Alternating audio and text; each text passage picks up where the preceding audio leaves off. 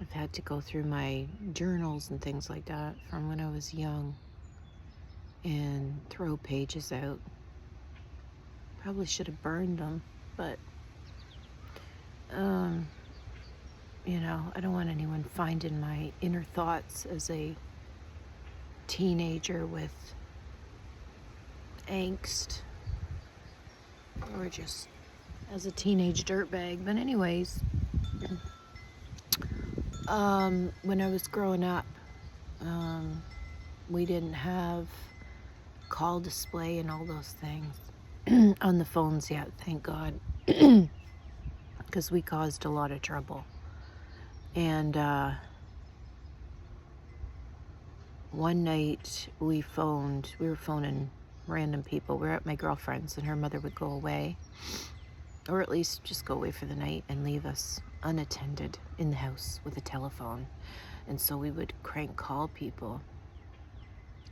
And this one night we called this person, and maybe they had some use of technology at the time, I don't know, but they knew where we were calling from. They said, I know where you are. You're at this and this address. And we almost pooped our pants, let me just say that. We were terrified. And where my friend lived, it was supposedly a haunted area. There's lots of places in the town that were haunted, allegedly. And it was just really creepy. And when we looked out, the guy was sitting in the driveway. He didn't take too kindly to us prank calling him, even though it was pretty PG. We were just girls having fun.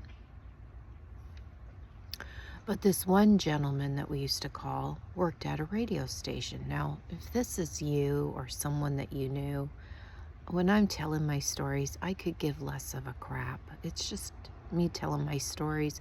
I don't mean to offend anyone, okay? Because people on here could tell many stories about me. I don't want to humiliate anyone or put anyone to shame or anything like that. I'm just telling my dang stories, so let me tell them. But we would call this radio station guy, and we would talk with him quite frequently. And when me and my other girlfriend went home, the other girl was left, by herself alone in this house without her mom. And so she would get to call in this guy quite regularly. We were only 14 and 15 at the time. And this gentleman had to be at least 35 years old, okay? But she would conversate with him, and we thought nothing was strange about this at all. Nothing at all was weird or probably not a good idea. So one day she says, yeah, we're going to go meet him. And I don't even remember if we met him at the mall, or I know it was a parking lot. It could have been a coffee store. I don't know where we were. But he came to meet us. He came to meet us. And I don't know if my friend thought that he was going to look like a rock star. He was just a regular looking man. I mean, I don't know what we were expecting him to look like. And I don't know what her intentions were to meet him. But he came to meet us. And when we saw him, we all started just laughing. I guess we thought it was unbelievable that he actually showed up to the spot. And we just all started laughing, and we just said it was nice to meet, and we all laughed. But that, again, I'm not thinking that he had bad intentions, but it just goes to show you, like, what the hell we were doing. We thought it was innocent. We just thought we were going to meet the man that we'd been talking to for the last couple months. But,